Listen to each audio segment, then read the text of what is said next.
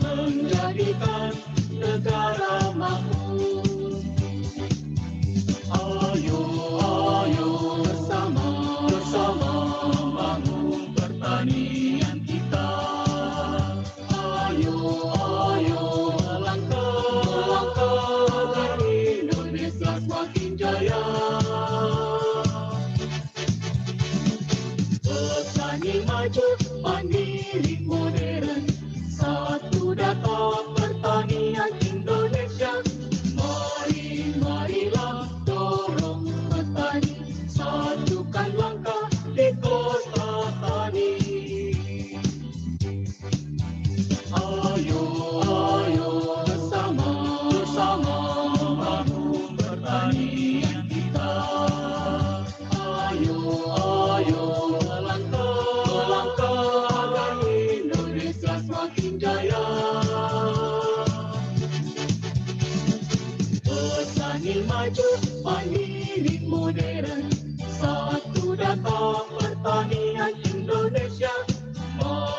Marilah dorong petani, satukan langkah di kota tani.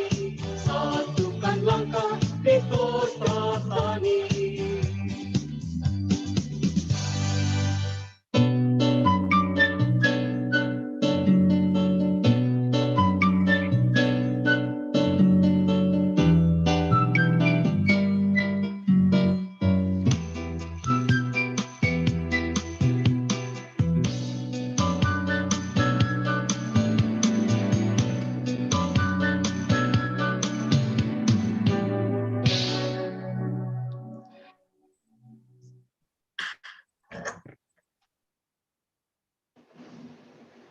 Sobat RPC 88,6 FM dimanapun Anda berada, jumpa kembali dalam program Saung Tani, Sarana Ruang Informasi Tani. Kali ini kami akan kembali menghadirkan narasumber yang sudah ahli di bidangnya, dan beliau sudah bergabung bersama kita di ruang virtual melalui aplikasi Zoom. Beliau adalah Bapak Dr. Andes C.P. Syukur. Bapak C.P. Syukur adalah seorang peneliti madya dari Balai Penelitian Tanaman Rempah dan Obat dengan bidang keahlian pemuliaan dan genetika tanaman. Sobat RPC, mudah-mudahan kali ini masih tetap dalam kondisi sehat. Sama-sama kita akan mendengarkan apa yang akan disampaikan oleh narasumber Saung Tani kali ini. Mudah-mudahan bisa memberikan banyak manfaat dan memotivasi Sobat RPC untuk lebih mencintai dunia pertanian. Baik, kita langsung sapa saja narasumber kita kali ini, Bapak Dr. Andes C.P. Syukur. Halo Bapak. Assalamualaikum warahmatullahi wabarakatuh. Waalaikumsalam warahmatullahi wabarakatuh. Apa kabarnya Pak C.P.? Baik, alhamdulillah. Sawang sulna, Pak. Alhamdulillah Pak ya. Damang Pak. Alhamdulillah. Baik Bapak, sebelum kita mulai, Bapak mangga untuk menyapa dulu Sobat RPC 88,6 FM untuk setia mengikuti Saung Tani kali ini. Mangga Pak. Assalamualaikum warahmatullahi wabarakatuh. Sobat RPC 886 FM. Semoga yang mendengarkan acara ini atau nanti yang melihat siaran ulangnya semua dalam keadaan sehat walafiat. Baik, terima kasih Bapak. Betul sekali Pak. Untuk Sobat Tani, Sobat RPC, maaf, dimanapun berada, siaran 88,6 FM ini bisa sekalian disaksikan juga di streaming YouTube di channel RPC 886 FM dan di IG dan Facebook channel Sobat RPC ya. Jadi silahkan yang mungkin sekarang ingin melihat wajah Pak Cepi seperti apa, silahkan dibuka channel YouTube RPC 886 FM ataupun di Facebook dan live IG. Kemudian apabila Sobat RPC ada yang ingin menyampaikan pertanyaan, silahkan dituliskan, disampaikan di kolom chat YouTube, ataupun bisa menyampaikan di WhatsApp dengan nomor 081283887117. Baik, Sobat RPC, tadi sudah disampaikan bahwa narasumber kita kali ini adalah seorang peneliti dari Balai Penelitian Tanaman Rempah dan Obat. Jadi yang akan kita obrolkan kali ini tidak akan jauh dari tanaman rempah dan obat. Nah, topik kita kali ini adalah varietas unggul serai wangi. Ya. Serai wangi ini adalah teknologi budidaya dan pasca panen yang ingin kita bahas. Seperti apakah serai wangi? Ya mungkin kita sudah sering mendengar ya serai. Nah, ada juga ini serai wangi. Nah, kita coba ingin mengetahui itu dari Pak Cepi. Yang pertama ini Pak, mengenai serai wangi itu bisa diinformasikan dulu nggak Pak? Ini serai yang seperti apa gitu Pak? Baik Pak. Umumnya kita semua mengenal kata-kata sereh. Sereh itu yang banyak umum diketahui oleh masyarakat itu merupakan sereh dapur yang banyak tumbuh di halaman-halaman rumah dan digunakan sebagai bumbu masak. Nah, untuk serai wangi ini memang berbeda. Dia ini hampir sama bentuknya, merumput, tetapi serai wangi ini mempunyai aroma yang berbeda dengan serai dapur yang umumnya bisa kita lihat di halaman-halaman rumah. Nah, untuk serai wangi ini yang dimanfaatkan itu minyak hasil sulingan dari daun serai wangi itu sendiri, Pak. Oke, jadi serai wangi ini bahasa di kitanya sereh ya Pak ya? Yang biasa diketahui masyarakat sereh gitu ya? Ya, kalau masyarakat mengenalnya sereh, tapi serai wangi bukan sereh, Pak. Bukan serai dapur, tapi serai. Jadi, bahasa serai bukan serai. Jadi, kalau yang biasa kita sebut serai itu yang buat serai bumbu dapur ya Pak ya? Bumbu ya, dapur. Betul. Nah, ini ada jenis yang serai wangi ini yang menurut informasi ini memiliki nilai jual yang tinggi ya Pak ya, dan berbagai kelebihannya mungkin nanti kita kupas ya Pak ya. Baik, Pak Cepi, ini ada informasi nih, serai wangi ini menjadi tanaman, salah satu tanaman penghasil minyak atsiri ya, yang penting dihasilkan oleh Indonesia. Nah, minyak atsiri ini mungkin bahasa yang sering dikenal oleh masyarakat minyak esensial gitu ya, essential oil gitu Pak ya? Betul Pak, minyak essential oil. Nah, ini informasinya di pasar dunia itu ada sekitar 70 jenis dan 40 spesies tanaman penghasil minyak atsiri tumbuh dan diproduksi di Indonesia. Nah, hubungan antara minyak atsiri dengan serai wangi ini seperti apa nih Pak ya? Karena ternyata dari 70 jenis minyak atsiri, 40 spesies tanamannya ini diproduksi di Indonesia. Nah, serai wangi ini salah satunya ya Pak ya. Nah, mungkin ini menjadi salah satu topik nih ya untuk obrolan kita di Saung Tani kali ini nih Pak. Mungkin bisa disampaikan Pak, ini antara minyak atsiri dengan serai wangi ini hubungannya seperti apa nih Pak? Ya, baik Pak.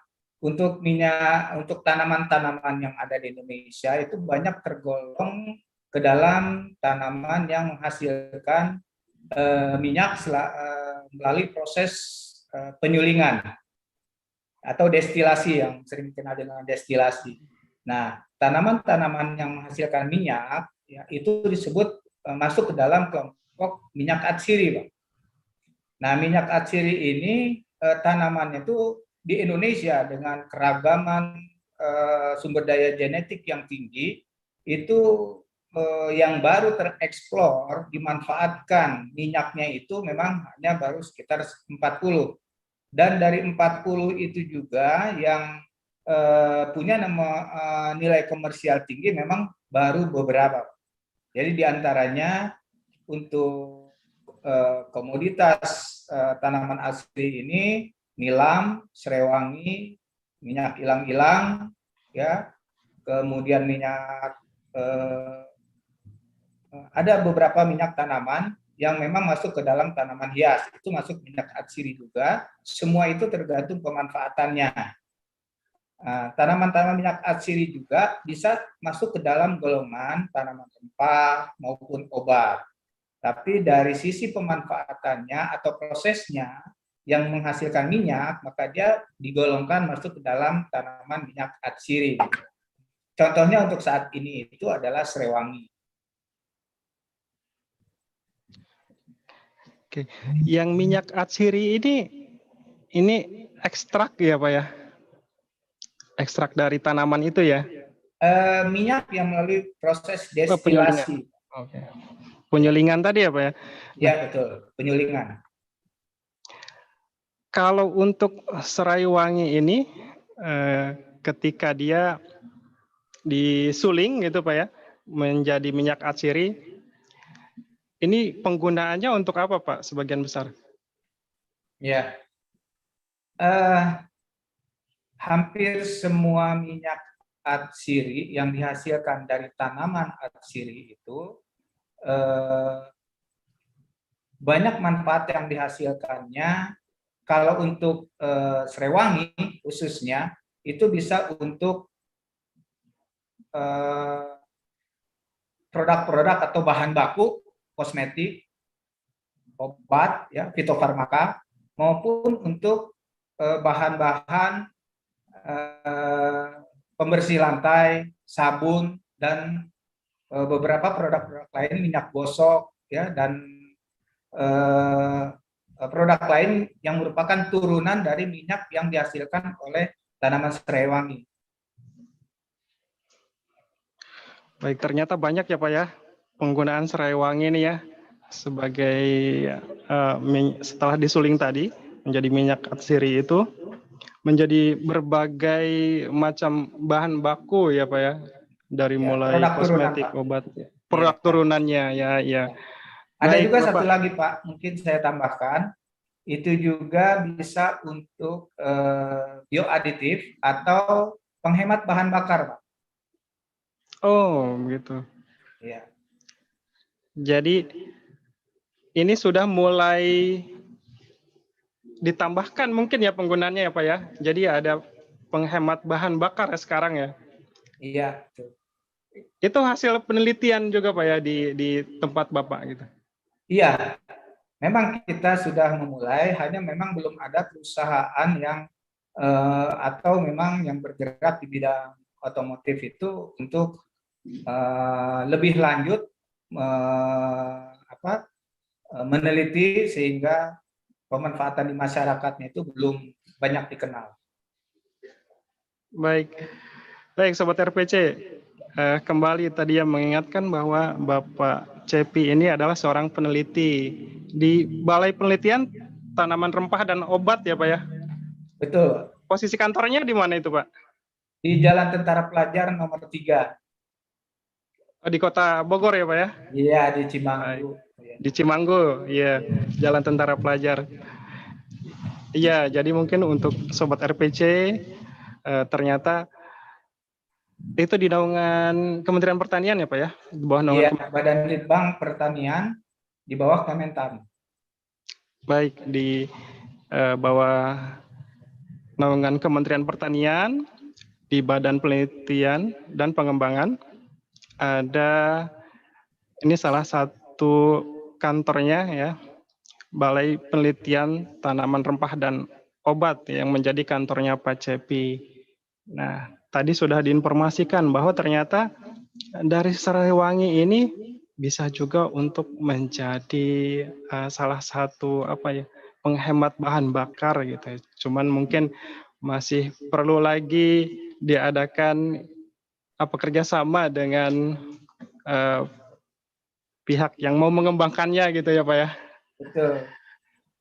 Baik, jadi memang peneliti ini banyak sekali ya menemukan inovasi.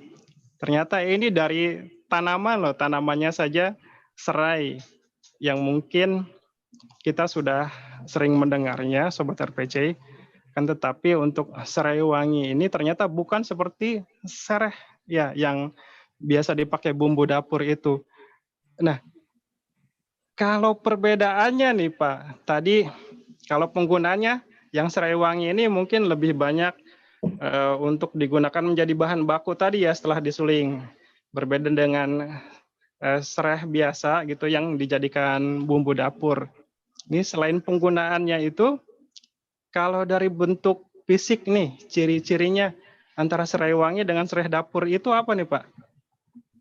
Baik Pak, satu tadi saya tambahkan satu lagi manfaat dari minyak seringnya juga untuk saat ini bagus untuk dijadikan salah satu bahan baku hand sanitizer dalam rangka mengatasi penanggulangan pandemi COVID.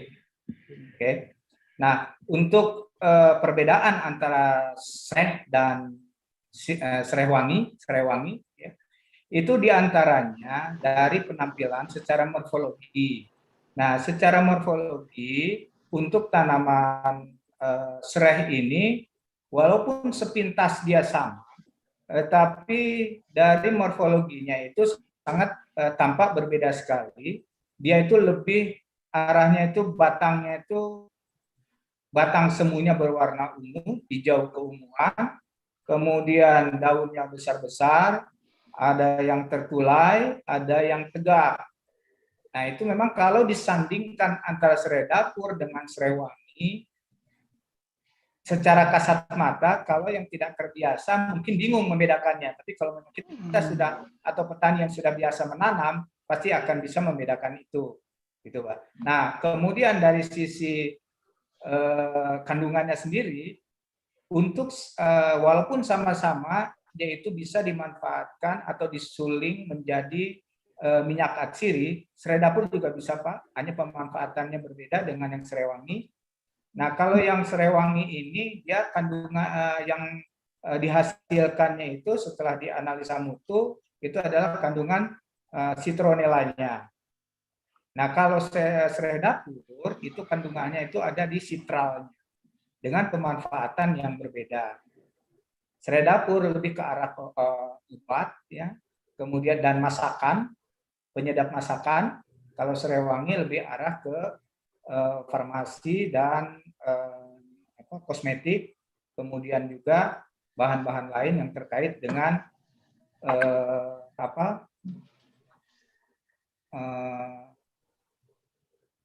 bahan-bahan kebersihan, ya, bahan-bahan kesehatan seperti sabun, karbol, kemudian hand sanitizer, dan beberapa produk-produk lainnya, minyak gosok dan lain sebagainya, itu juga bisa menggunakan minyak serai wangi. Kalau serai dapur itu lebih ke arah ke penyedap masakan dan kesehatan. Baik, jadi penggunaan minyak atsiri dari serai wangi ini lebih banyak ya Pak ya? Ya tadi Lebih mungkin banyak. turunan produknya gitu ya. Ya, betul. Nah, Kalau untuk jenisnya nih, serai Ya, wangi ini, kalau tadi kan antara serai yang biasa dijadikan bumbu dapur dengan serai wangi, sebenarnya kalau yang awam gitu belum sering melihat, itu agak sulit ya Pak ya membedakannya ya. betul, betul. Nah, kalau si serai wanginya sendiri ini ada berapa jenis Pak? Baik, untuk serai wangi yang berkembang di Indonesia ini ada satu jenis yang Latinnya itu Andropogon nardus atau sinonim dengan Cymbopogon nardus ya, atau sinonim juga dengan Cymbopogon atau Andropogon, ada satu lagi itu ya. Nah, ini terdiri dari dua tipe. Satu tipenya itu masuk ke tipe Mahapengiri, yang satu lagi tipe Lena Batu. Nah, awal pengembangannya itu yang ada di Indonesia itu adalah tipe Lena Batu, ya. Tapi karena tipe Lena Batu ini yang dulunya itu menghasilkan minyak dengan rendemen yang kurang baik, sehingga tipe Mahapengiri ini menggantikan posisi tipe Lena Batu dengan rendemen dan kualitas mutu yang lebih baik. Nah, sehingga tipe Mahapengiri inilah yang banyak berkembang hampir di seluruh daerah pengembangan serai wangi, terutama di Jawa Barat dan daerah Sumatera. Nah, itu daerah-daerah pengembangan awalnya, kemudian baru berkembang ke daerah-daerah lain. Jadi ada dua tipe ya Pak ya? Betul. Nah itu tadi ada tipe Maha Kemiri Pengiri, ya. dan tipe Batu, Tipe Lena Batu. Lena Batu. Ya. Nah, ini mungkin saya informasikan juga Pak ya, mungkin kepada mereka yang belum mengenal atau yang sudah melakukan penanaman dalam proses pengembangan. Nah, dengan awalnya berkembang di Indonesia ini bahan tanaman yang awalnya dari Lena Batu, kemudian ke Mahapengiri, akhirnya mereka bercampur. Nah, campuran dari mereka inilah yang dikatakan sebagai benih-benih atau tanaman-tanaman lokal, serai wangi lokal. Sehingga muncullah serai wangi yang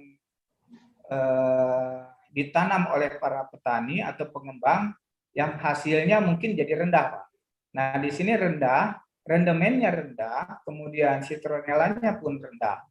Nah, inilah yang mengakibatkan turunnya minat dari petani untuk mengembangkan serai wangi. Nah, informasi yang seperti ini yang perlu kita sosialisasikan, Pak, di sini bahwa Balitro atau Kementan itu sudah memiliki varietas yang memang melalui proses pemuliaan itu sudah memiliki keseragaman baik dari benih, morfologi maupun kualitasnya. Nah, ini yang harus kita informasikan sehingga nanti tidak ada kesalahan dari para petani atau pengembang untuk menanam dengan benih-benih lokal yang memang kualitasnya itu masih campur dan rendah. Demikian, Pak. Oh baik, jadi untuk serai wangi pun yang berkualitas itu kita sudah sediakan gitu Pak ya, sebenarnya sudah ada gitu ya. Akan tetapi mungkin masyarakat masih banyak yang menanam serai wangi ini yang lokal gitu ya Pak ya. Betul. Nah, kalau tadi berbicara masyarakat atau petani yang menanam serai wangi ini yang banyak membudidayakan serai wangi ini ada di daerah mana saja Pak? Baik, Pak. Kalau dulu ya awal daerah pengembangannya itu di Sumatera ya, kemudian di Jawa Barat dan Jawa Tengah, tapi sekarang sudah berkembang ke Kalimantan, ke daerah Sulawesi, ke Pulau Sulawesi, kemudian sampai ke daerah-daerah Merauke juga sudah ada gitu. Jadi sudah lebih luas pengembangannya dibandingkan dengan 5 atau 10 tahun ke belakang. Baik, sudah sampai ke Merauke segala ya Pak ya? Sudah, jadi memang di sana juga pernah ada. Dan di sana juga ada lokal Pak. Jadi memang di situ mereka akhirnya dengan hasil yang rendah, mereka mendapat informasi ada beberapa varietas-varietas baru yang bisa dikembangkan, maka mereka mencoba mengembangkan itu juga. Baik. Nah, untuk mendapatkan varietas yang baik itu caranya seperti apa tuh Pak? Baik, mungkin saya informasikan dulu terkait dengan varietas Pak ya. Nah, varietas ini diperoleh oleh Balitro itu pertama kali ada satu varietas tahun 1992 itu dengan nama varietas Serewangi 1. Nah, kemudian ada tahun 2015 ya, itu ada dua varietas yang dilepas oleh Kementan dengan nama Citrona 1 Agribun dan Citrona 2 Agribun. Nah, varietas-varietas ini diperoleh melalui proses pemuliaan yang diawali dengan seleksi sehingga didapatkanlah benih-benih yang seragam dengan kualitas yang lebih baik dibandingkan kalau kita menanam dengan tanaman atau benih asalan. Nah itu Pak, jadi varietas-varietas ini nanti sudah dikembangkan oleh Balitro melalui unit produksi benih sumber yang berlokasi ada di Balitro juga di Jalan Tentara Pelajar. Itu menghasilkan bukan hanya serewangi tapi benih-benih tanaman rempah dan obat dan atsiri yang memang sudah dilepas dan bersertifikat atau berlabel. Nah, kemudian dari UPBS ini kita menyalurkan ke penangkar-penangkar benih, Pak. Penangkar-penangkar benih kita itu karena memang belum banyak yang berminat untuk menjadi penangkar benih serewangi, jadi kita baru ada 3 penangkar benih serewangi yang sudah ditetapkan oleh Dirjen Perkebunan. Yaitu satu ada di Subang dengan koordinator kebunnya Pak Gunawan, kemudian ada satu lagi di Purbalingga ya, di Purwokerto, kemudian satu lagi ada di Trenggalek. Ini 3 penangkar yang sudah ditetapkan dan siap menyalurkan sumber benih berlabel.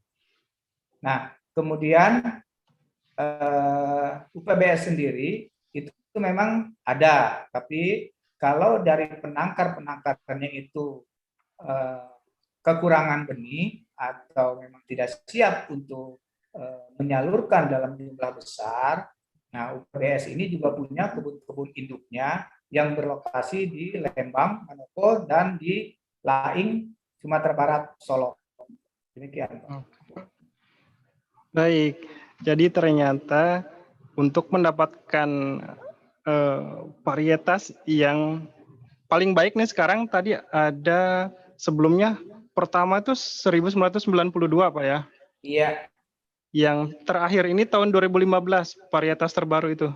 Betul. Tadi apa Pak namanya? Citrona. Citrona 1 Agribun dan Citrona 2 Agribun. Jadi kita ada 3 varietas. Yang pertama itu yang tahun 92 itu Pak? Betul, varietas Serewangi 1. Dan ini 3-tiganya sekarang banyak ditanam juga oleh pengembang, petani pengembang. Baik, jadi tadi dianjurkan bahwa untuk Serewangi ini bibitnya nih dianjurkan dari yang tadi disampaikan Pak Cepi itu ada Serewangi 1 dan yang Citrona itu ya, Citrona 1 dan 2. Nah, itu bisa didapatkan ada di Balitro ya Pak ya, Balai Penelitian Tanaman Rempah dan Obat.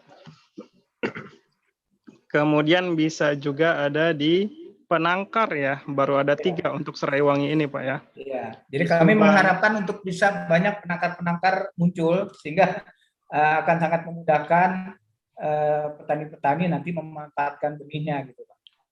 Baik, mudah-mudahan Sobat RPC yang mungkin memiliki sanak familia atau rekan bisnis gitu di daerah lain, selain tadi Subang, Purwokerto, Trenggalek gitu, yang mungkin ada yang ingin bersedia menjadi penangkar dari serai wangi ini. Nah, ini sekarang kita sedang mengobrol dengan Pak Cepi, ini beliau peneliti di Balitro ya, mengharapkan untuk ada lagi ya Pak ya penangkarnya gitu ya. Iya, penangkar-penangkar baru. Penangkar baru. Nah, untuk varietas berarti ada 3 ya Pak ya.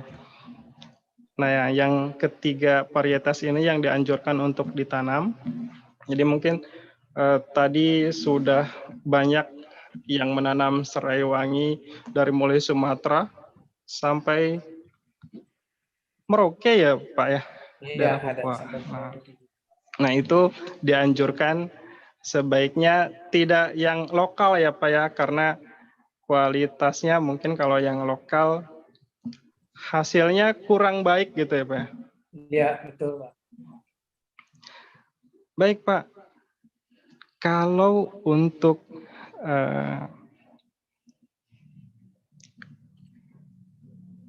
petani ini yang menanam serai ini,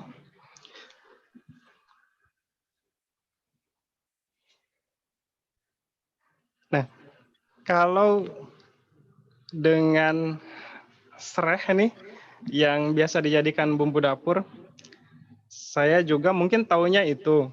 Tapi kalau yang ini kan tadi menurut Bapak, kalau sekilas sih agak susah ya membedakannya ya, serai yang biasa digunakan bumbu dapur dengan serai wangi ini. Ya walaupun tadi sudah disebutkan juga oleh Bapak ciri-cirinya, kalau tentang pengembangbiakannya nih, budidayanya, ada yang beda nggak Pak dengan serai dapur caranya? Gitu. Baik. Tadi juga saya tambahkan Pak, untuk Bapak bisa membedakan langsung, Bapak bisa mengambil daunnya, kemudian diremas, dicium. Yang serai wangi dengan yang serai dapur itu sangat berbeda aromanya Pak ya. Itu juga bisa dipakai untuk pembeda. Oke, untuk budidayanya ini karena memang rumpunnya hampir sama, ya, itu sistem budidayanya pun nggak terlalu jauh berbeda, hanya pada sistem panennya ini untuk serai wangi itu yang dipanen itu daunnya Pak. Daunnya yang dipangkas ya, kemudian disuling dan dimanfaatkan minyaknya. Kalau serai dapur itu yang diambil batang semunya, kemudian itu disuling, nah itu kandungan sitralnya lebih tinggi daripada di daunnya. Ada juga yang melakukan penyulingan itu batang dan daun serai dapur, itu bisa langsung. Juga untuk serai dapur dimanfaatkan batangnya untuk dijual langsung. Daunnya dijadikan teh serai dapur. Nah, itu bisa seperti itu. Nah, kalau serai wangi yang tadi, sistem budidayanya itu dengan melakukan panen secara berulang setiap 3 bulan sekali. Jadi kalau serai dapur 1 kali kita tanam, 6 bulan kita panen, kita angkat semua.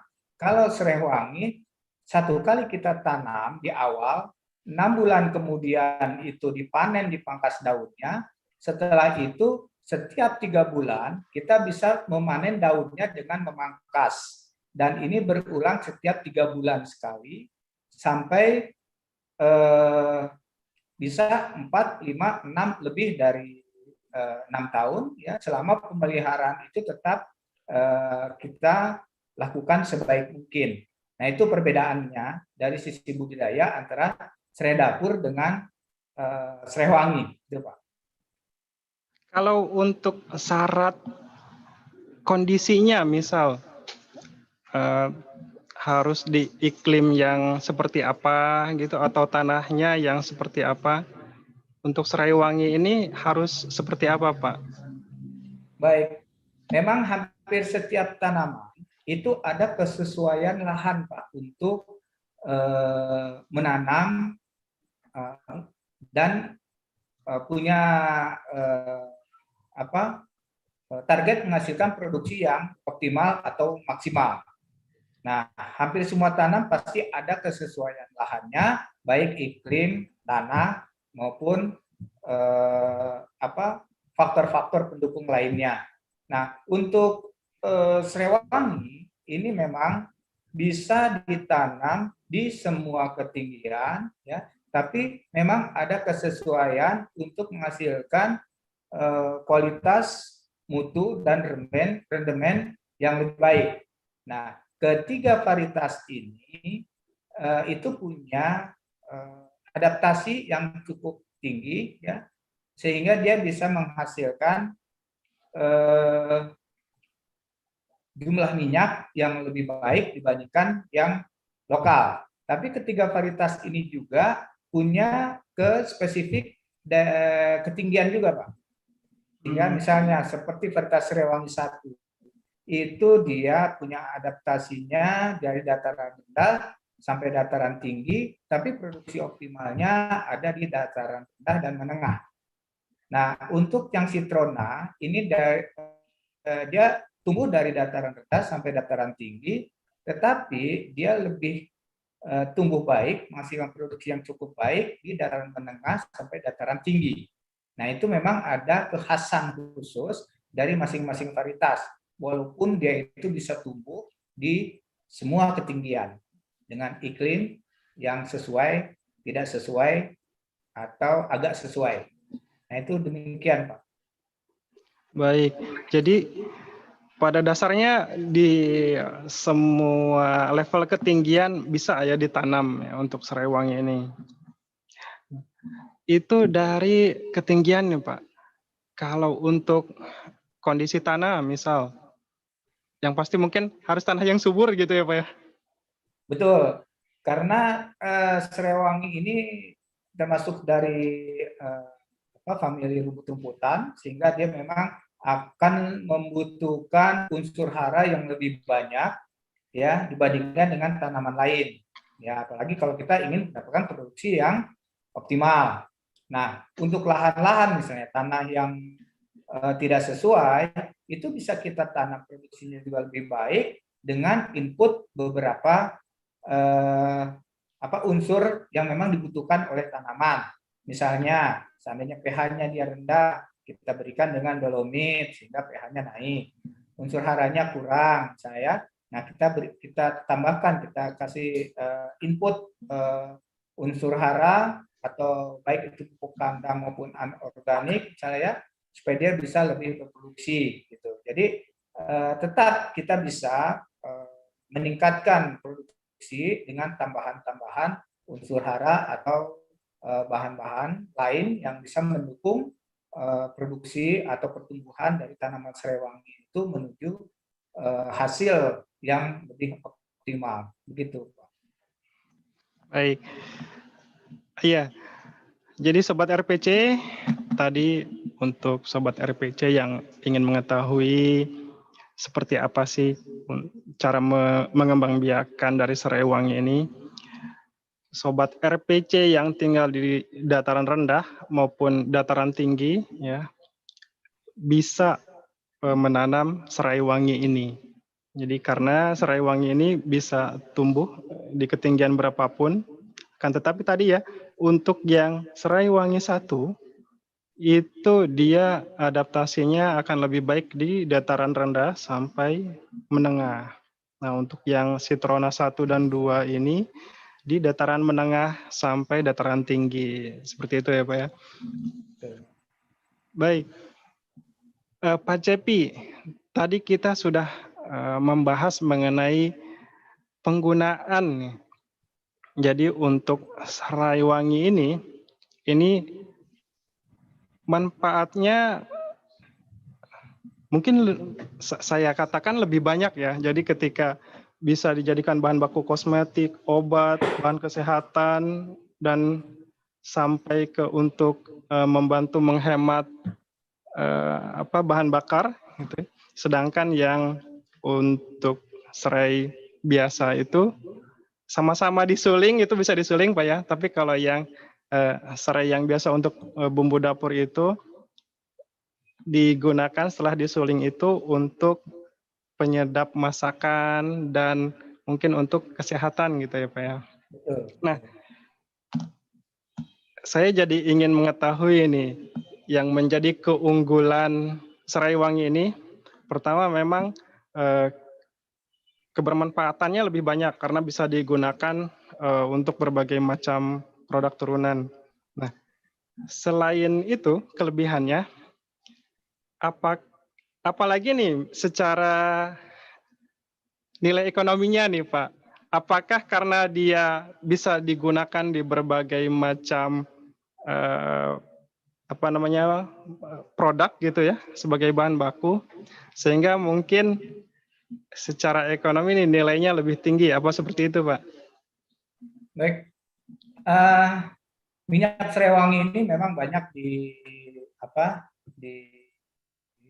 dimanfaatkan oleh para pengguna ya. Tapi intinya di sini yang menggunakan itu bukan hanya di dalam negeri, tapi di luar juga. Sehingga minyaknya ini banyak yang didistribusikan ke dalam dan juga diekspor keluar. Nah, sehingga pemanfaatan minyak serai wangi ini itu dengan produsen-produsen kosmetik, produsen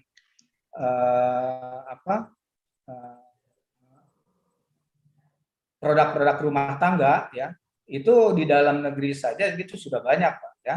Ya, sehingga nilai jual dari minyak itu dulu sempat dia itu naik di tahun 2017-2018, harga minyaknya itu bisa sampai 300 sampai 400 ribu per kilo minyak.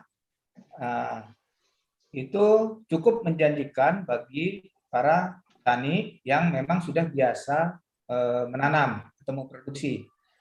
Nah, kemudian setelah 2019 itu mengalami penurunan.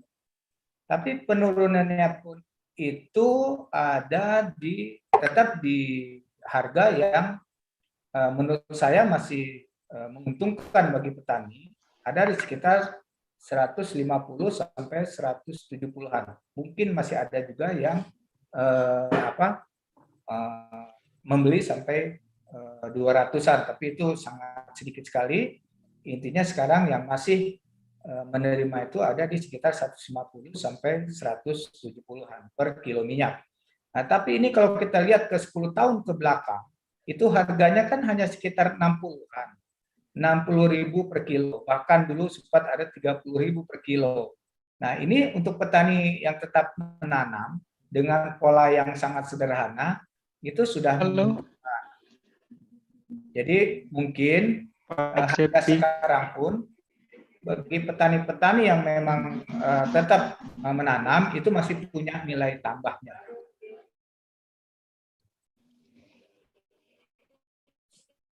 Ya, gimana Pak?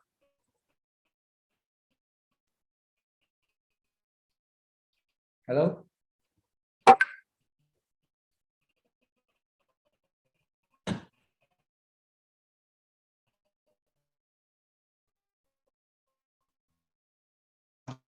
Di kita. Ya, gimana Pak?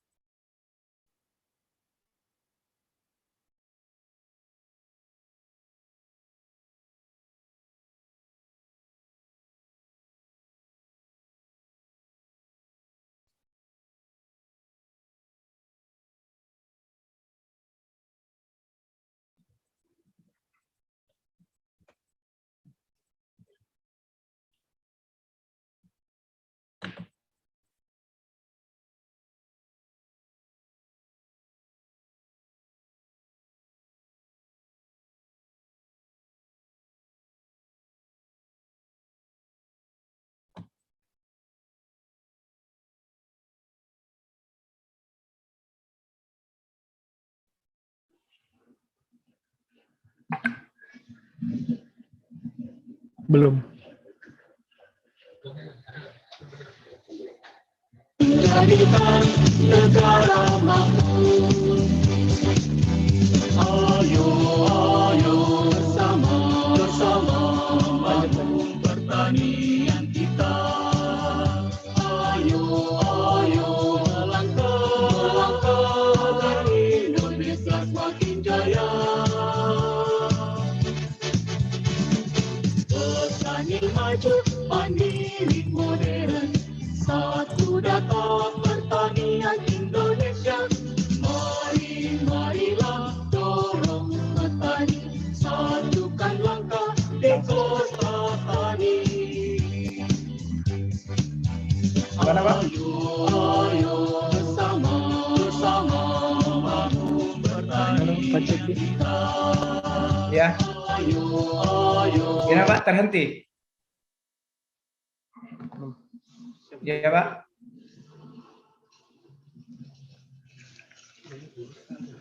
Jaringan dari mana?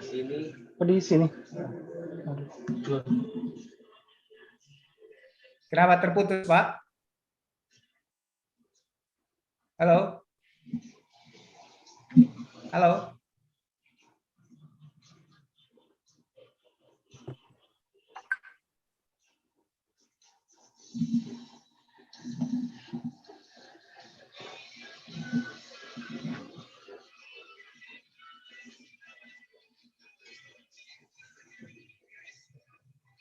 Belum normal lagi. Internet.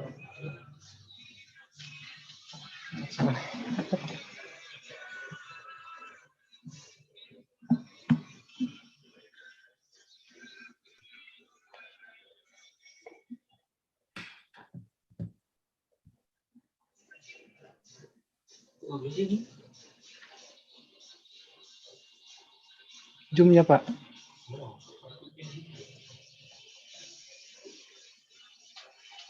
Ini udah nyambung lagi, Pak.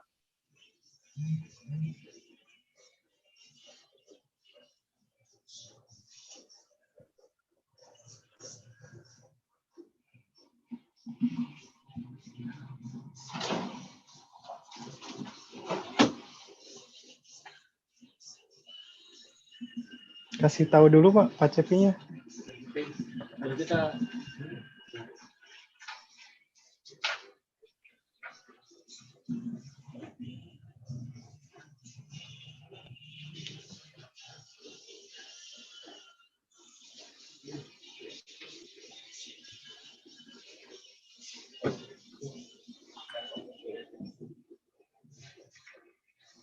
Itu biar apa, Pak?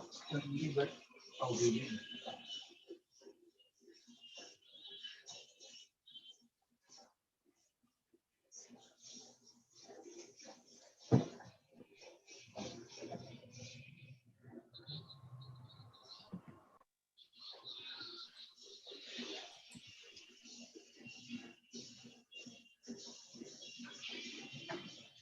Bisa. Maksudnya hilang.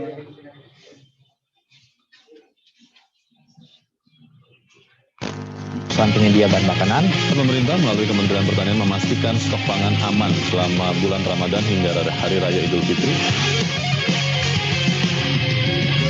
Menteri Pertanian Syahrul Yassin Limpo menyatakan Kementerian Pertanian mengupayakan kemudahan distribusi pangan melalui pasar mitra tani. Hadirkan perilaku kita benar di pada Indonesia, kobarkan semangatmu. Untuk Indonesia, korbankanlah jiwamu. Untuk Indonesia, korbankan semangatmu. Untuk Indonesia, korbankanlah jiwamu. Selalu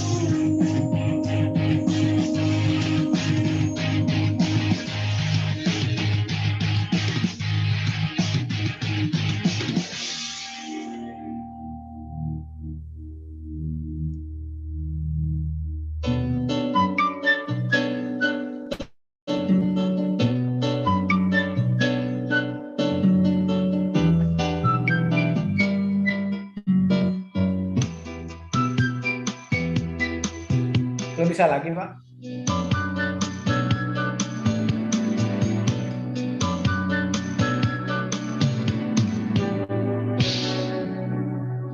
Sobat RPC 88,6 FM masih bersama kami di ruang Saung Tani, ruang informasi petani. Kita masih bersama dengan Pak Cepi Syukur ya. Sebelumnya tadi karena dengan narasumber kita bertemu di ruang virtual, ternyata tadi ada kendala teknis, sempat down jaringan internetnya. Mohon maaf Pak Cepi, jadi menunggu Pak ya. Iya, nggak apa-apa. Baik Pak, kita lanjutkan kembali untuk obrolan kita masih tentang serai wangi. Tadi Pak Cepi sedang menyampaikan tentang nilai ekonomis ini dari serai wangi ya, sempat disampaikan 150 sampai 170 atau bahkan ada yang sampai 200. Itu ribu Pak ya. Iya, ribu. Per kilo. Yes. Per kilo. Per kilonya bentuk minyak ya yang sudah disuling ya Pak ya. Iya. Oke. Kalau dibandingkan dengan yang serai dapur tadi, itu bisa berapa kali lipat Pak perbedaannya? Khusus untuk yang serai dapur memang penggunanya kan masih terbatas, Pak. Dan memang penyulingnya pun masih sedikit, sehingga memang harga pun masih tidak pasti. Bisa mahal, bisa tinggi, bisa rendah. Itu tergantung pada saat mereka ingin mencari minyak itu. Jadi memang sangat abu-abu sekali untuk minyak serai dapur. Berbeda dengan minyak serai wangi yang memang dia sudah punya harga dan harganya itu disesuaikan dengan harga pasar yang berlaku saat ini. Jadi memang selalu berfluktuasi tergantung dengan kebutuhan pasar. Baik, Sobat RPC, jadi informasinya selain kebermanfaatannya tadi, ini dari sisi ekonomisnya nih, serai wangi ini nilainya lebih tinggi ya, nilai jualnya. Kemudian untuk pasarnya ya, ini sudah Lebih stabil luas lah gitu Pak ya, Ya, lebih luas. dengan serai dapur tadi. Bahkan justru yang serai wangi ini sampai diekspor ya Pak ya tadi ya. Betul. Baik. Itu tadi Sobat RPC. Jadi Sobat RPC yang mungkin mencari salah satu alternatif untuk dijadikan tanaman yang ingin dibudidayakan. Ini serai wangi ini selain bisa ditanam di mana saja ya, ketinggian berapapun, nilai jualnya juga tinggi ini. Ini mungkin menjadi salah satu alternatif nih bagi Sobat RPC yang ingin mencari tanaman baru nih untuk dibudidayakan gitu ya. Nah, kita lanjutkan nih Pak Cepi. Sebelumnya ini dari channel YouTube ada yang bertanya nih Pak. Ini pertanyaannya, apakah betul tanah yang ditanami serai sesudahnya menjadi tidak subur? Mungkin itu Pak pertanyaannya. Ya. Monggo Pak untuk dijawab. Begini Pak, dari sudah lama informasi terkait dengan pasca penanaman serai wangi ini akan menguruskan tanah, ya kan? Tetapi tanaman serai wangi yang dibudidayakan dengan baik itu tetap diberikan unsur hara yang sesuai dengan kebutuhan dari tanaman tersebut. Nah, sehingga tanaman atau lahan bekas serai wangi selama dia ini diberi unsur hara yang sesuai, maka dia itu tidak menguruskan tanah. Nah, yang menguruskan tanah itu kalau tanaman serai wangi ditanam ditanam tanpa memberi asupan unsur hara untuk memenuhi kebutuhannya, sehingga dia mencari makanan sendiri dengan yang ada di lahan tersebut, yang ada di tanah tersebut.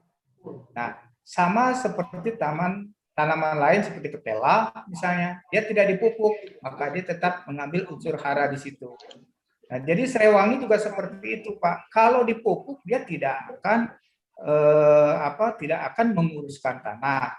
Dan kalau ada tanaman pokok lain yang di sampingnya yang ditanam bersamaan, selama tanaman serewangi itu pupuk dan tanaman utamanya pun tanaman pokoknya itu dipupuk, ya, itu mereka tanaman serewangi ini tidak menyerap unsur hara yang ada dari atau yang diberikan pada tanaman pokoknya. Karena dia itu tanaman akarnya kan serabut, dia tidak menyebar terlalu jauh, hanya di sekitar kanopi rumpunnya saja. Dan kedalamannya pun tidak lebih dari 30 cm. Sehingga akar-akarnya itu hanya menyerap unsur hara yang ada di sekitarnya, gitu. Nah, sehingga kalau memang pupuknya itu diberikan sesuai dengan asupan, maka yang dia makan, yang dia serap untuk produksi pertumbuhannya itu unsur hara yang diberikan itu, Pak. Nah, jadi di situ perbedaan bagaimana kondisi lahan pasca tanaman serewangi yang dibudidayakan dengan baik dan yang tidak dibudidayakan. Hanya ditanam saja, kemudian dipanen, tanam, panen, maka dia itu akan menguruskan tanah. Jadi mungkin demikian, Pak, informasinya. Baik, Pak. Terima kasih. Jadi memang kalau ingin menanam, memelihara, ya kasih makan juga gitu ya, Pak ya. Betul. Jadi biar media tanamnya si tanahnya juga terjaga gitu ya, Pak ya. Betul. Untuk memenuhi unsur hara yang dibutuhkan oleh serai wangi ini tadi sempat disampaikan dipupuk gitu ya, Pak ya. Ini seperti apa, Pak, pembunuhan unsur haranya? Ya, baik, Pak. Jadi begini, untuk awal tanam hampir sama untuk semua tanaman, kita menggunakan pupuk dasar. Pupuk dasarnya itu adalah pupuk kandang. Untuk serewangi bisa menggunakan pupuk sapi, kambing, ya, atau pupuk ayam. Itu bisa kita tetap gunakan sebagai pupuk dasar. Tapi yang kita gunakan itu memang kotoran-kotoran dari ternak ini, dari sapi, kambing itu yang memang sudah masak. Jadi artinya bahwa pupuk itu sudah tidak panas lagi, dan kalau kita tanam maka itu tidak memberikan pengaruh yang negatif dari pupuk kandang itu terhadap tanaman, karena pupuknya sendiri itu sudah matang dan siap diserap oleh tanaman. Nah, kemudian di samping pupuk dasar atau pupuk kandang, kita juga memberikan pupuk-pupuk tambahan seperti NPK atau urea, SP36 atau KCL dengan dosis yang sudah ditetapkan ada di dalam pedoman budidaya tanaman serewangi, yaitu sudah barang tentu kita lihat juga nanti kesuburan tanah berdasarkan analisa tanahnya, sehingga dalam pemberian unsur hara tambahan ini kita sesuaikan dengan kebutuhan masing-masing lokasi. Nah, untuk serewangi dengan hampir sama dengan tanaman lainnya, dia sudah ada SOP-nya untuk budidayanya, sehingga selama kita menggunakan SOP-nya, maka kita akan mendapatkan pertumbuhan serewangi yang baik. Demikian, Pak. Baik, jadi diberikan pupuk kandang, Pak ya, sebagai pupuk dasar, bisa pupuk kandangnya sapi, kambing atau ayam, kemudian diberikan NPK, urea, SP36 atau KCL. Yang dosisnya itu berdasarkan analisa tanahnya ya, kebutuhan tanahnya di lokasi itu seperti apa gitu ya, Pak. Nah, tadi juga terakhir ada SOP-nya gitu, Pak ya. Betul. Nah, ini SOP-nya menceritakan tentang bagaimana memeliharanya, seperti itu Pak, atau bagaimana nih SOP-nya? Ya, SOP untuk budidaya itu mulai dari teknis penanamannya sampai pemupukan, pemeliharaan, ya, dan itu diinformasikan dalam bentuk pedoman SOP budidaya. Nah, khusus untuk yang Serewangi ini SOP-nya atau budidaya Serewangi yang baik ini sedang disusun oleh Dirjenbun, ya, yang mungkin dalam waktu dekat itu akan dipublish, gitu ya, karena memang ini merupakan salah satu acuan bagi para petani atau pengembang Serewangi untuk mendapatkan produksi yang lebih baik. Sudah barang tentu di situ banyak persyaratan-persyaratan atau aturan-aturan yang harus dilakukan sehingga menghasilkan tanaman yang baik dengan hasil yang jauh lebih baik juga. Demikian, Pak. Jadi SOP-nya ini masih apa ya, di Ditjenbun itu Pak ya, belum bisa dipublikasikan gitu. Nah, mungkin sebentar lagi, memang sudah lama kita GAP-nya itu sudah kita susun, tetapi SOP yang sederhana, yang memang hasil penelitian, memang ada di Balitro. Tapi kita untuk meluncurkan GAP sebagai budidaya Serewangi yang baik, itu memang harus melalui proses yang dikoordinir oleh Dirjenbun. Nanti akan keluar setelah memang jalur hukumnya itu sudah selesai ditetapkan. Gitu. Baik, mungkin sambil menunggu nih Pak, mungkin kita sedikit ingin informasi dulu nih dari Bapak gitu ya.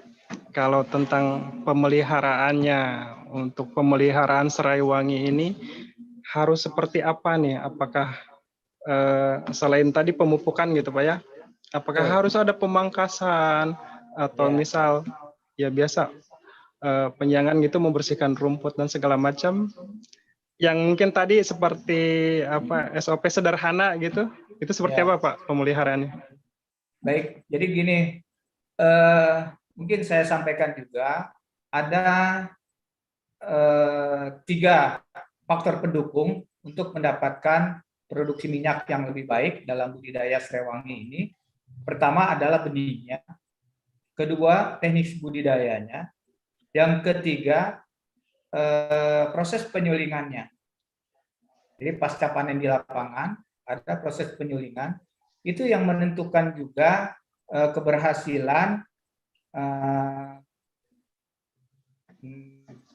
produksi minyak yang sesuai dengan yang diharapkan, ya, dengan kualitas juga yang baik. Jadi nggak bisa kita benihnya aja kita tanam bagus, kemudian SOP-nya nggak mendukung, nggak kita lakukan, nah produksinya juga nggak baik. Paritasnya asalan, ya, misal benihnya asalan, kemudian kita lakukan juga dengan budidaya yang lebih baik, proses penyulingannya juga kurang baik, maka hasilnya pun tidak baik. Jadi 3 faktor pendukung inilah yang memang harus dilakukan, sehingga ketiga faktor inilah yang akan mendukung keberhasilan dari budidaya Serewangi untuk menghasilkan produksi yang kita harapkan, Pak. Nah, untuk budidayanya sendiri, dari pengalaman yang sudah dikembangkan baik dari beberapa petani pengembang dan hasil penelitian juga, dengan proses panen setelah 6 bulan itu dipangkas daunnya. Nah, kemudian si tanamannya tersebut setelah dipangkas itu diberi pupuk kandang kembali. Jadi setiap pemangkasan, setiap kita selesai panen itu dipupuk kembali, kemudian pemberian pupuk itu kita lakukan di antara batang-batang di dalam rumpun kanopi itu, kemudian kita bumbun. Nah, bumbun itu kan kita mengangkat tanah-tanah permukaan di sekitar batang, ya, di sekitar rumpun.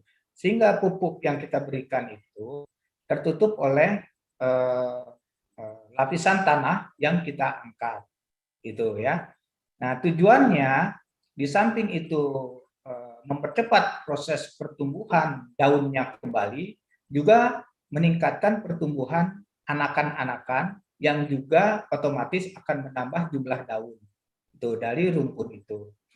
Nah, setelah itu kita 3 bulan kemudian pun kita akan panen. Nah, panennya pun kita pangkas kembali. Nah, sebelum itu biasanya setelah kita panen daun, itu ada daun-daun kering yang tersisa di antara batang-batang tanaman. Nah, ini pun untuk tidak mengganggu pertumbuhan, itu kita harus keluarkan dari rumpun itu. Jadi ada proses kita membersihkan rumpun tanaman dari daun-daun kering sisa hasil pangkasan panen. Nah, itu diantaranya seperti itu. Nah, setelah daun dipanen, sebaiknya kita kering anginkan. Daunnya kita kering anginkan sebelum kita suling. Atau istilahnya dilayukan dulu sehingga daunnya itu tidak dalam bentuk segar kita suling. Ya. Menyuling atau memasukkan daun ke dalam ketel bukan berarti tidak boleh kita itu merupakan daun segar. Jadi kalau kita panen, kita pangkas, itu boleh saja kita masukkan ke dalam ketel, hanya di situ kuantitasnya akan jauh lebih besar dibandingkan kita layukan. Nah, banyak yang memperkirakan kalau memang kita itu suling dari daun segar dibandingkan dengan daun yang kita layukan, ya itu rendemennya itu akan berbeda dari berdasarkan minyak yang dikandungnya. Padahal yang membedakan sebenarnya kuantitas daun yang dimasukkan ke dalam ketel penyulingan. Kalau daun basah dia akan lebih banyak sehingga kuantitasnya lebih sedikit dibandingkan daun yang sudah dilayukan. Daun yang sudah dilayukan itu kalau dimasukkan ke dalam ketel itu akan jauh lebih banyak dibandingkan dengan daun segar. Ada satu lagi proses penyulingan menggunakan daun yang sudah dipotong-potong. Nah, itu juga ada yang beranggapan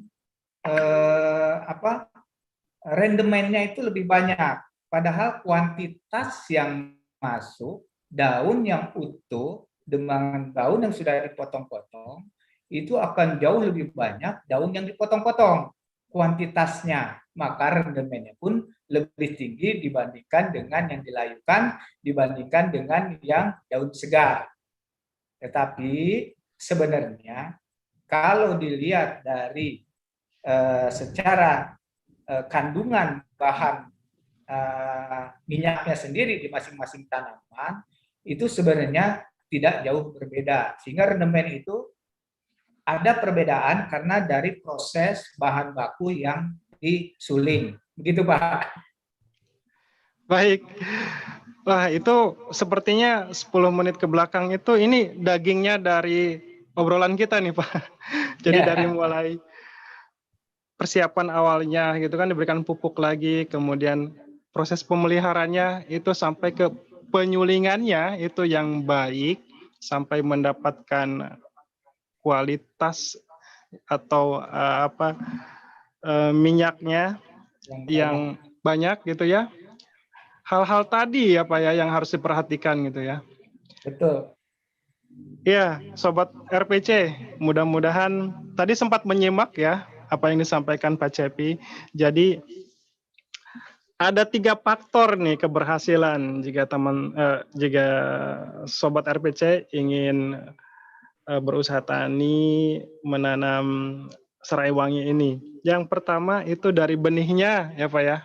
Jadi persiapan kita sebelum menanam serai wangi ini kita harus menggunakan bibit ya. bibit yang berkualitas ya Pak ya. Di kita sudah ada 3 varietas. Ini yang disediakan tadi informasi dari Pak Cepi ya.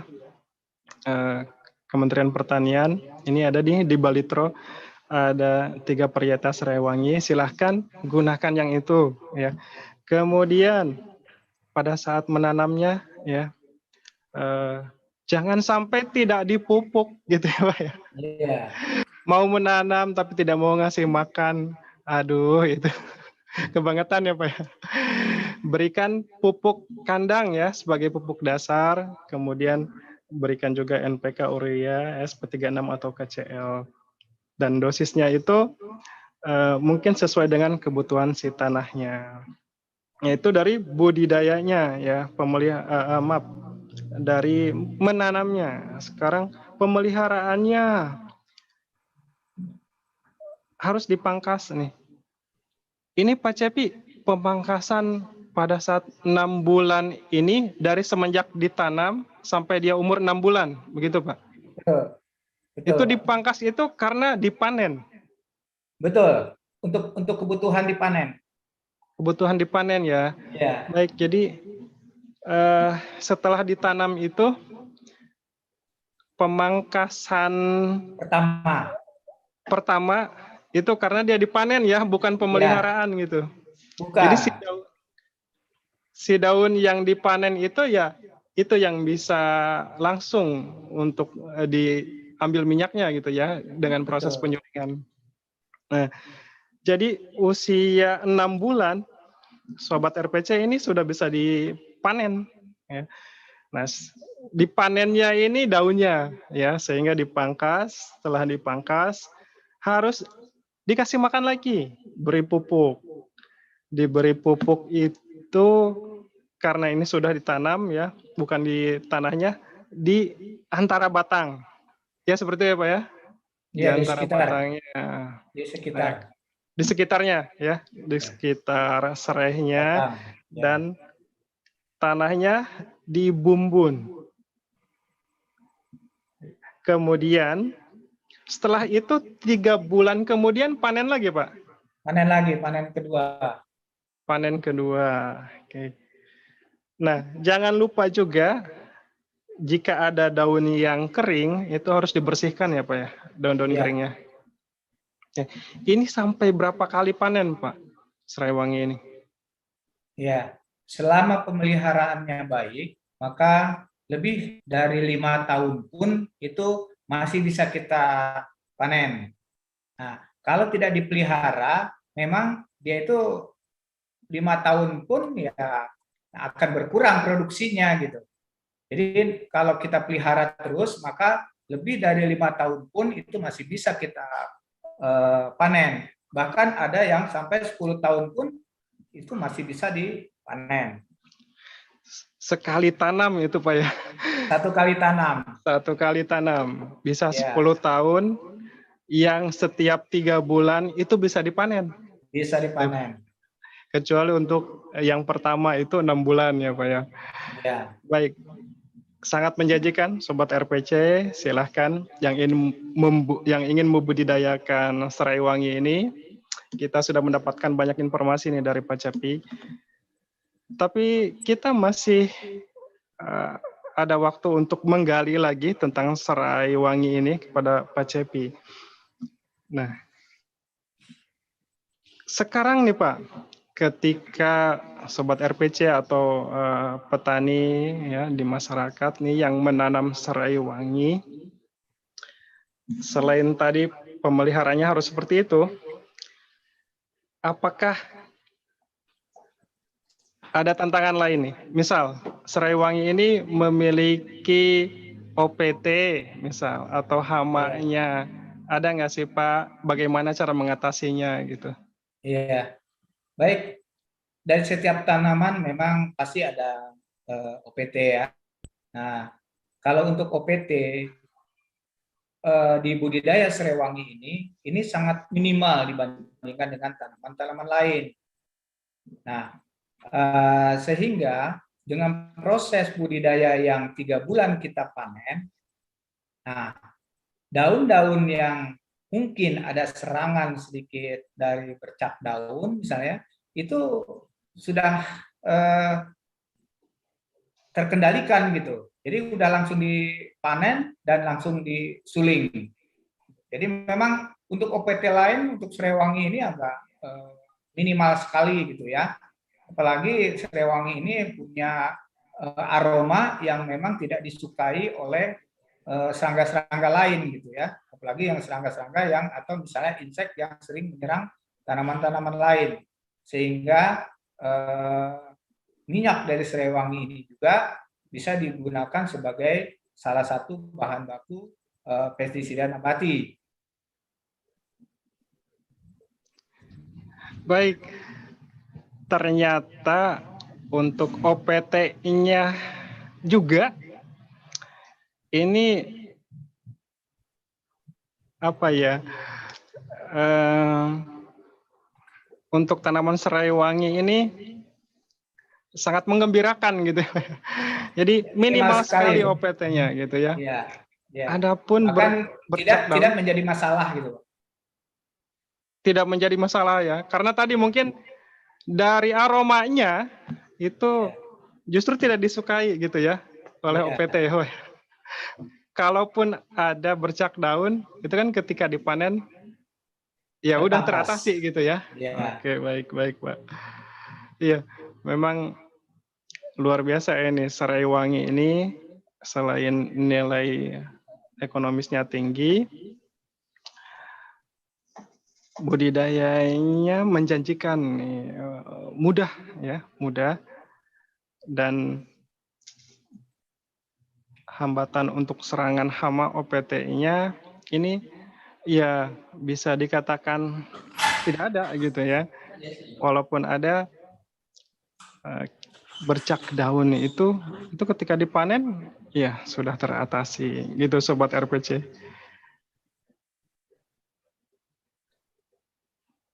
Juga mungkin saya tambahkan Pak terkait dengan rendemen, ada di beberapa pengguna yang pertanyakan itu kalau musim hujan itu kok rendemennya itu lebih sedikit dibandingkan musim kemarau. Ya. Nah, sebenarnya memang begini. Kalau musim hujan ya itu memang satu pertumbuhan tanaman lebih subur, ya sehingga sinar matahari yang masuk yang diterima oleh tanaman itu sendiri itu lebih sedikit dibandingkan musim kemarau. Nah, sehingga proses pembentukan sel-sel minyak di daunnya pun ya tidak secepat atau tidak sebanyak di musim kemarau. Nah, sehingga dengan kuantitas daun segar yang lebih banyak dimasukkan ke dalam ketel, maka rendemennya akan lebih sedikit dibandingkan dengan yang musim kemarau.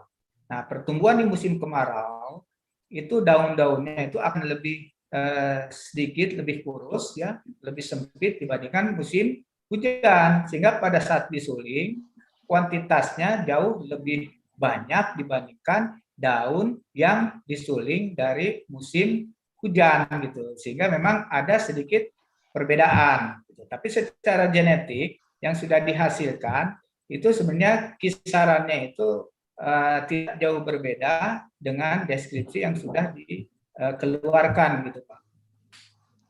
Baik Sobat RPC, itu tadi kita diinformasikan kembali oleh Pak CP.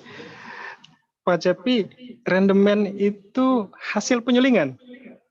Betul, jadi minyak yang dihasilkan dari daun yang disuling, ya itu berapa sih minyak yang dihasilkan gitu kan dari daun yang kita suling? Nah itu hasilnya itu merupakan rendemen atau berapa sih minyak yang dihasilkan dari satu ketel 1 ton. Misalnya ketel itu punya kapasitas 1 ton atau 500 kilo. Nah, berapa minyak yang dihasilkan? Nah, itu masuknya ke dalam rendemen. Gitu.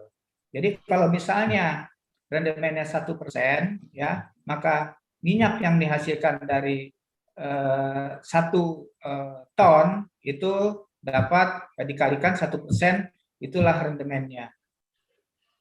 Dan itu yang dijual per kilo sampai 200.000 itu, Pak? Iya, minyaknya itu. Ya. Minyaknya ya. Minyaknya yang dijual. Oke. Dapat 1 kilonya itu kisarannya 150 sampai 170 saat ini. Baik.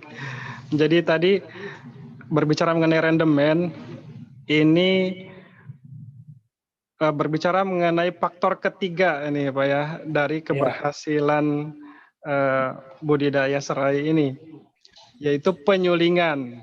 Nah, pada saat penyulingan, Sobat RPC, ternyata ketika kita melihat tanaman serai wangi ini tumbuh subur saat musim hujan, dan ketika dipanen itu secara kuantitas banyak gitu Pak ya. Ternyata ini tadi diinformasikan oleh Pak Cepi, mungkin harus diketahui bahwa daun yang tumbuh saat musim hujan itu ternyata dari hasilnya itu ya, rendemennya lebih sedikit dibandingkan daun serai wangi yang tumbuh saat musim panas gitu Pak ya. Iya.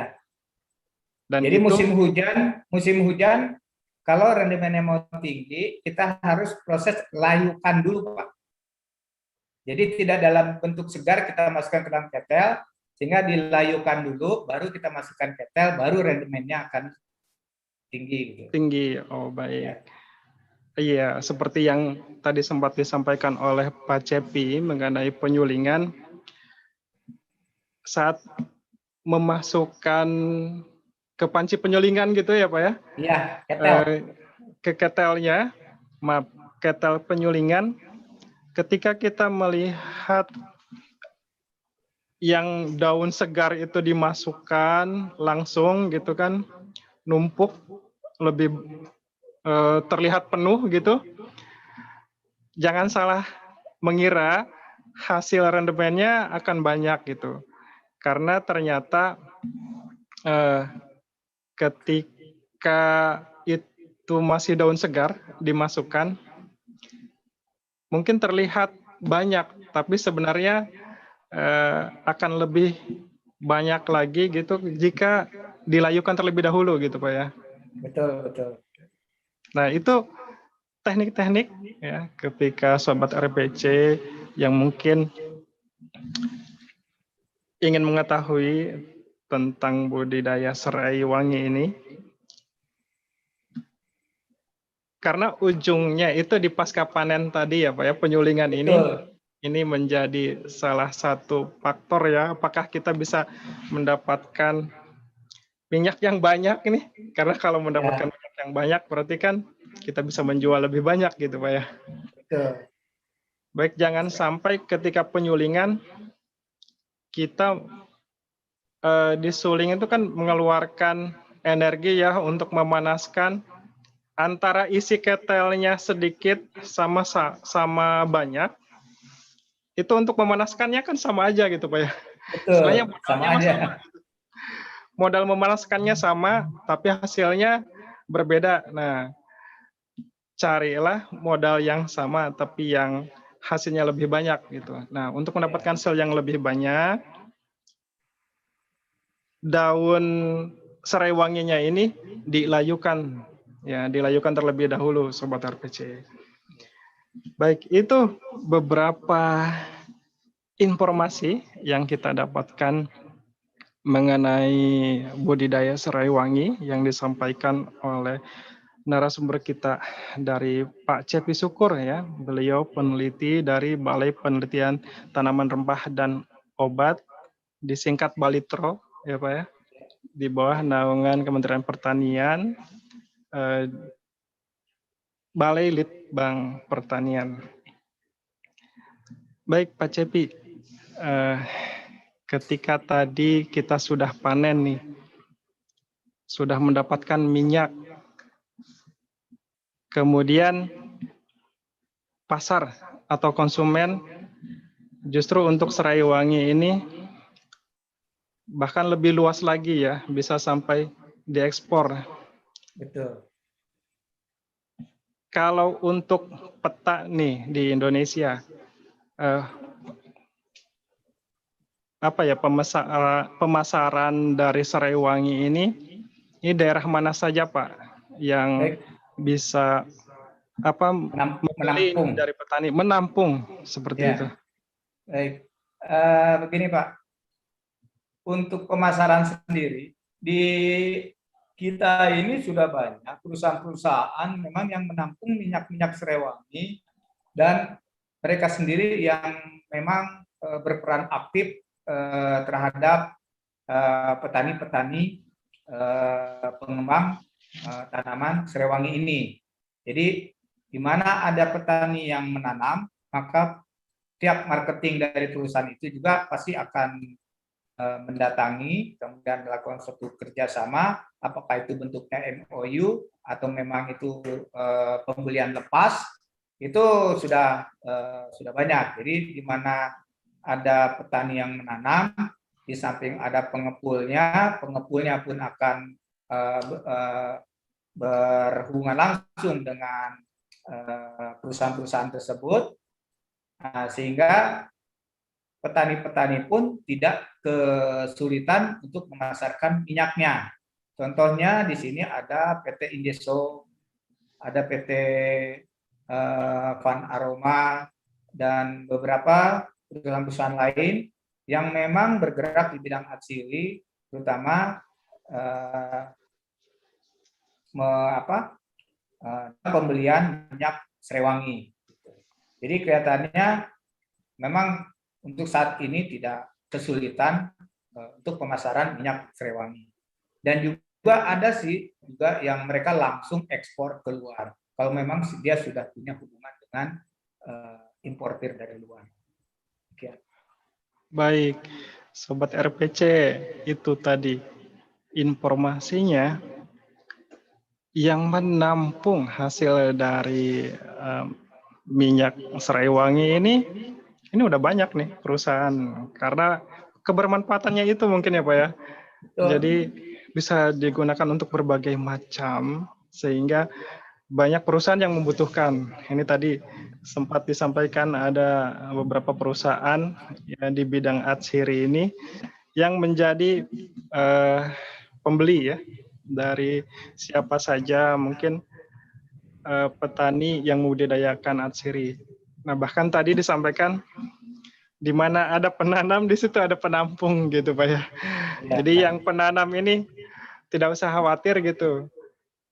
Ya, ini cerita dari Pak Cepi, siapa yang menanam itu ada pihak yang akan menjembatani dengan perusahaan si penampung itu ya Pak ya. Betul. Jadi mungkin bisa fokus untuk budidayanya sampai ke penyulingannya.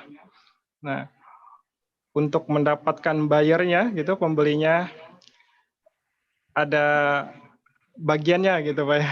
Ada bagian sendiri juga yang memang siap di lokasi. Siap di lokasi bahkan. Iya. Baik, Pak Cepi, ini sepertinya ada satu pertanyaan dari pemirsa yang menyaksikan atau mendengarkan siaran Saung Tani kali ini. Pertanyaannya, ketika daunnya dipanen, apakah batangnya bisa dimanfaatkan juga, misalnya untuk bumbu dapur? Baik, gini, kalau untuk batangnya, karena memang kita kan tujuannya itu untuk menghasilkan minyak dari daunnya. Jadi batangnya itu sengaja memang kita tinggalkan untuk memproduksi daun-daun berikutnya. Nah, adapun seandainya tanamannya ini ada di halaman rumah misalnya ya, atau di pekarangan yang dalam jumlahnya sedikit, tidak dibudidayakan untuk produksi minyak, itu bisa saja dimanfaatkan ya, batangnya diambil kemudian bukan untuk bumbu masak, bukan untuk bumbu dapur, tapi untuk pengobatan. Jadi bisa direndam, bisa dimasak, kemudian kita menggunakan air yang rendaman dari batang serewangi ini untuk apa istilahnya merendam kaki kita atau dipakai mandi. Salah satunya di samping dia itu untuk menyegarkan kembali setelah aktivitas kita keseharian, juga kalau dipakai mandi dia sebagai desinfektan juga. Jadi untuk menghindari dari gatal-gatal juga. Dan beberapa juga ada yang percaya gitu dengan merendamkan kaki di dalam serewangi, maka akan ada serapan-serapan ya yang bisa memulihkan kesehatan dari beberapa masalah penyakit. Nah, untuk diminum itu juga ada, tapi saya belum bisa memberikan informasi terkait dengan air rebusan dari minyak air rebusan dari batang serewangi ini untuk mengobati beberapa macam penyakit, karena memang saya belum melihat, belum mendapatkan informasi terkait dengan penyembuhan melalui proses secara diminum gitu, baru secara luar yang baru saya nikah. Tapi memang menurut informasi itu bisa digunakan, tapi bukan untuk bumbu dapur, tapi untuk kesehatan, baik itu diminum maupun secara luar. Demikian. Baik, jadi untuk batangnya ini informasi dari Pak Cepi ini justru cenderung untuk pengobatan ya Pak ya. Betul. Ya, Sobat RPC yang merasa gatal-gatal gitu ya. Ini bisa dicoba nih, kalau misal ada yang memiliki serai wangi yang memang tidak untuk dijual banyak gitu ya, atau ada satu rumpun gitu di rumahnya, boleh dicoba, karena selain dari yang daunnya itu, aromanya khas gitu kan, berbeda, lebih wangi. Nah ini batangnya, ini informasinya, mungkin penggunaan batang, informasi dari Pak Cepi ini lebih cenderung digunakan sebagai obat gitu ya. Direndam, kemudian bisa digunakan sebagai air mandi ya, membuat Sobat RPC menjadi lebih segar setelah mandi air rendaman batang serai wangi. Nah, sementara untuk menjadi bumbu dapur, mungkin tadi seperti diminum itu belum ada ini ya Pak ya, referensinya gitu ya. Belum banyak yang saya baca, tapi memang sudah ada beberapa yang digunakan untuk pengobatan secara diminum air rebusannya. Kalau bumbu tapi dapur belum merupakan anjuran dari saya itu, karena memang perlu pembuktian dulu. Bumbu dapur juga belum dianjurkan ya Pak ya? Nah, kalau bumbu dapur, saya belum dapat informasi terkait dengan itu, selama masih ada serai dapur buat bumbu dapur. Iya. Baik, seperti itu Sobat RPC. Jadi untuk serai wangi ini kita fokus saja dulu ke daunnya ya, yang akan disuling menjadi minyak atsiri seperti itu. Baik Pak Cepi, tidak terasa ini mungkin 10 menit ke depan sisa waktu kebersamaan di Saung Tani kali ini. Setelah kita membicarakan dari awal bibitnya, cara menanamnya, bahkan sampai ke OPT-nya ini yang hampir bisa dikatakan tidak ada, nilai jual secara ekonomisnya tinggi, ini kan yang enak-enak nih yang terdengar gitu Pak. Nah, kira-kira nih Pak, ada nggak informasi nih selain tadi ini tantangan lain nih yang dihadapi dalam budidaya serai wangi ini, apalagi nih Pak? Baik Pak, justru saya mendapatkan informasi beberapa kali mendapat undangan dari beberapa pengembang tanaman serai wangi. Masalahnya itu sebenarnya ada di benih yang digunakan, benih yang ditanam oleh mereka, berasal dari bukan varietas unggul. Nah, sehingga pada saat mereka tanam dengan luasan yang cukup luas, maka minyak yang dihasilkannya sedikit, kualitas mutunya juga rendah. Nah, inilah yang menjadi masalah mereka.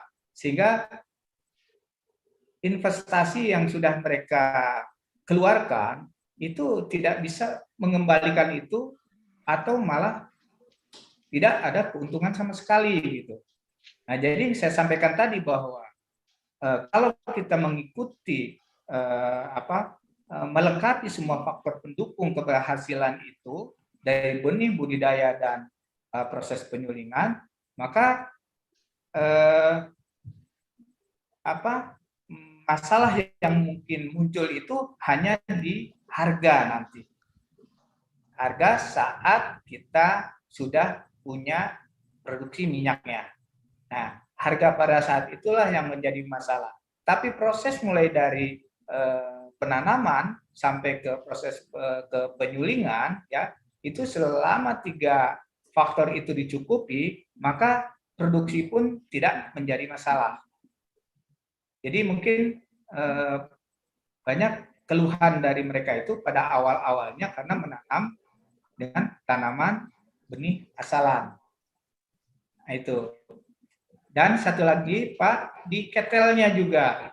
Nah, ketelnya ini harus benar-benar ketel yang terbuat dari stainless, ya, dengan proses penyulingan yang memang sudah ditetapkan dengan bahan baku yang tadi sudah kita sampaikan, sehingga nanti kualitasnya itu di samping minyaknya, jumlah minyaknya banyak, kualitasnya juga harus baik. Karena kalau bahan ketelnya itu tidak terbuat dari stainless, misalnya dari drum atau dari bahan-bahan yang memang tidak dianjurkan, maka nanti kualitas minyaknya itu akan jelek gitu. Mungkin itu akan sulit diterima juga oleh pasar, kecuali memang ada pasar yang mau menampung minyak-minyak asalan. Gitu. Baik, Sobat RPC, itu tadi ya catatan nih dari Pak Cepi, ternyata ketika salah memilih ya benih pun ternyata menjadi kerugian juga gitu buat kita ya. Ya khususnya ini ada informasi mungkin petani yang sudah membudidayakan serai wangi ternyata mengeluh gitu tidak mendapatkan keuntungan, dan setelah dicari tahu ternyata kendalanya itu dari benihnya ya Pak ya, mereka belum menggunakan varietas yang baik gitu. Jadi Sobat RPC, kembali lagi apabila ingin membudidayakan serai wangi ini, terlebih yang mengusahakan gitu ya, gunakan benih yang varietas baik gitu ya. Nah ini untuk mengatasi petani yang mungkin mereka apa karena harganya Pak untuk yang varietas unggul itu yang baik itu lebih mahal gitu, sehingga si petani ini memilih yang lokal gitu. Selama ini bukan di masalah harga, karena memang kalau harga benihnya itu standar ya, apalagi kita ada ketentuan dari harga PNBP ya. Nah, di luar pun para penangkar juga tidak tinggi harga dari mereka. Tapi masalahnya adalah ketidaktahuan mereka. Jadi mereka tidak mengerti bahwa untuk serai wangi dan tanaman lain, ya, untuk mendapatkan produksi yang baik itu harus berasal dari benih yang memang sudah menjadi varietas gitu. Karena ketidaktahuan mereka, sehingga begitu ada yang menjual benih asalan, langsung mereka terima, mereka tanam. Nah, ini yang menjadi masalah mereka. Jadi ketidakmengertian, Pak, ketidaktahuan bahwa hampir semua tanaman budidaya itu harus menggunakan varietas unggul yang sudah melalui proses pemutihan. Baik, Sobat RPC. Jadi ternyata masih banyak ini para petani yang tidak tahu gitu ya. Ada nih varietas unggul untuk serai wangi ini. Nah, mudah-mudahan nih dengan adanya saung tani kali ini menjadi sarana nih Pak untuk menyebarkan, menginformasikan bahwa ada nih varietas unggul dari serai wangi ya yang harus dijadikan awal untuk Sobat RPC atau para petani di seluruh Indonesia yang ingin membudidayakan serai wangi. Kemudian Pak, tadi yang ketel ya. Jadi ketika ada petani dalam penyulingan itu masih menggunakan ketel yang terbuat dari drum gitu Pak ya. Sehingga Bapak merekomendasikan ketel yang terbuat dari stainless. Nah, itu karena kalau dari drum itu kualitas hasilnya tidak baik gitu Pak. Atau lebih rendah gitu ya kualitasnya daripada yang menggunakan stainless.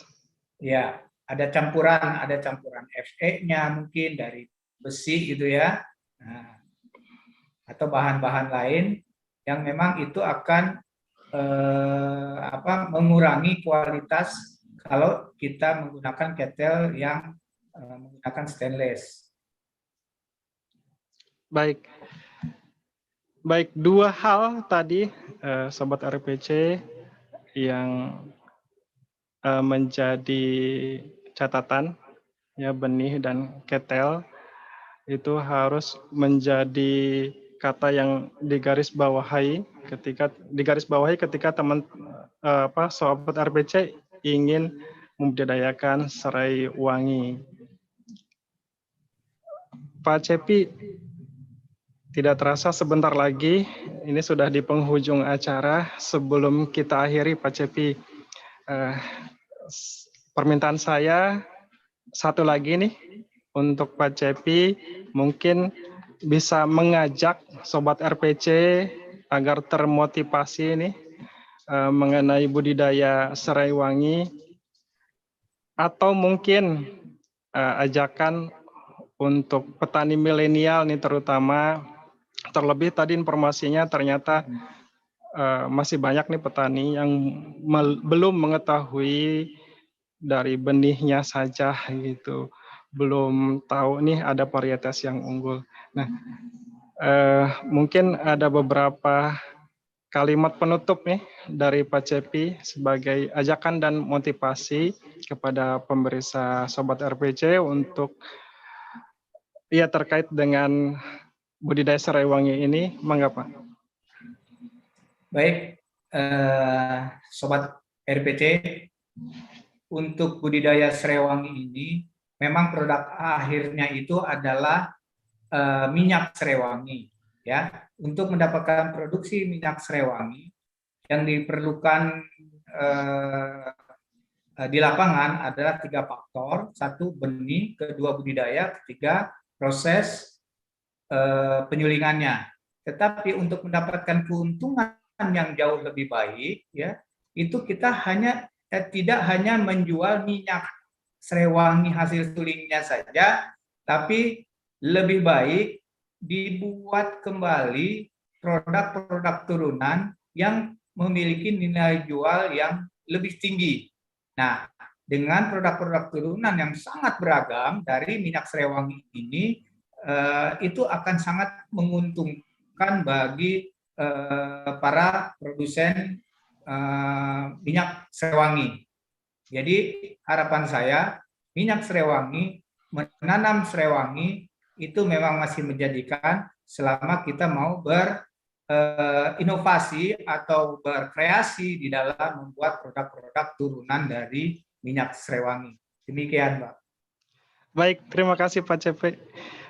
Mudah-mudahan Sobat RPC dari apa yang tadi disampaikan oleh Pak CP bisa memberikan motivasi untuk lebih giat lagi dalam melakukan usaha tani, atau mungkin ya bisa memilih serai wangi ini sebagai salah satu pilihan untuk usaha taninya. Baik Pak Cepi, terima kasih. Mudah-mudahan apa yang kita obrolkan di sesi Saung Tani kali ini banyak manfaatnya. Mudah-mudahan apa yang disampaikan Pak Cepi tadi memberikan informasi yang memicu dan memotivasi Sobat RPC untuk lebih banyak lagi sumbangsinya terhadap pertanian. Baik Sobat RPC, dengan demikian kita akhiri untuk sesi Saung Tani kali ini. Dan tidak lupa saya ucapkan kepada kru dari Saung Tani kali ini, ada tim kreatif Nita Maulidini, kemudian operator siar Andrik, kemudian produser siar Yudi Ilyasa, produser acara Osi Wida Rosita, dan supervisor Pak Warih Kusumo. Jangan lupa terus ikuti Saung Tani berikutnya di RPC 88,6 FM dan akun sosial media kami di Facebook dan Instagram Sobat RPC, atau di channel YouTube RPC 886 FM. Terima kasih atas perhatian Sobat RPC. Pertanian maju, mandiri, modern. Wassalamualaikum warahmatullahi wabarakatuh. Waalaikumsalam.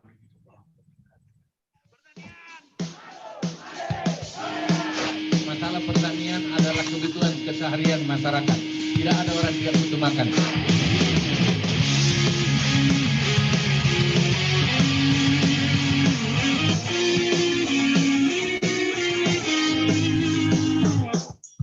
Jangan pernah engkau putus asa, karena aku ada di sini. Pastikan kita saling bersama, bersama pasti kita bisa. Obatkanlah semangatmu, hati ini akan ku berikan untuk Indonesia. Obatkan semangatmu untuk Indonesia. Obatkanlah jiwamu selalu.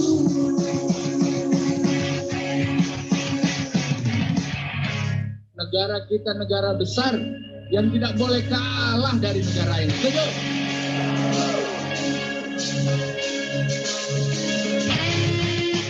Mentan menjamin ketersediaan pangan selama pandemi COVID-19 hingga lebaran nanti. Menteri Pertanian Syahrul Yassin Limpo melakukan kunjungan ke sejumlah perusahaan penyedia bahan makanan. Pemerintah melalui Kementerian Pertanian memastikan stok pangan aman selama bulan Ramadan hingga Hari Raya Idul Fitri. Menteri Pertanian Syahrul Yassin Limpo menyatakan Kementerian Pertanian mengupayakan kemudahan distribusi pangan melalui pasar mitra tani.